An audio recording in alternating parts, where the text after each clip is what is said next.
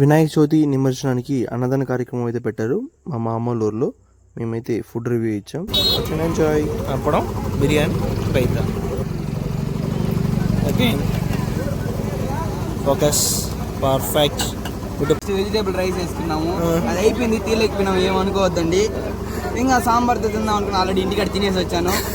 ఇంకా లైట్ గా పెరుగుతో తినేసినాము అంటే సమాప్తంగా ముగించేయచ్చు.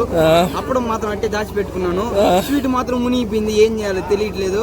కానీ మా వాడు కిరణ్ ఉన్నాడు, ఓడి అట్టే నీళ్ళలో ముంచి కానీ స్వీట్ అట్టే తింటాడు.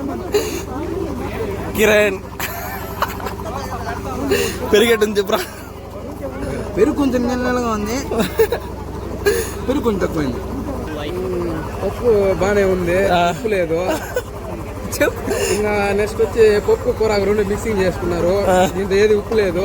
వీటే రేపు తిన్నాను, దాంతో ఉప్పు లేదు, ఏదో తింటా ఉన్నాం. బిర్యానీ చేసుకున్నాను, వాడు చెప్పినట్టు కొంచెం సాల్ట్ తక్కువైంది, బట్ ఐ లైక్ ఇట్. చెప్పింది ఏమీ వెజిటేబుల్ రైస్ వేసుకున్నాను, ఇందాక నుంచి వెజిటేబుల్ రైస్ తింటాను, ఇదేం బాగాలేదు. రైతా వేసుకున్నా, కొంచెం మేనేజ్ చేస్తాను. Bye bye. ఈ వీడియో నచ్చినట్లయితే లైక్, కామెంట్, షేర్, సబ్స్క్రైబ్ చేసుకోండి. మరికొన్ని వీడియోస్తో మళ్ళీ కలుద్దాం. Bye bye.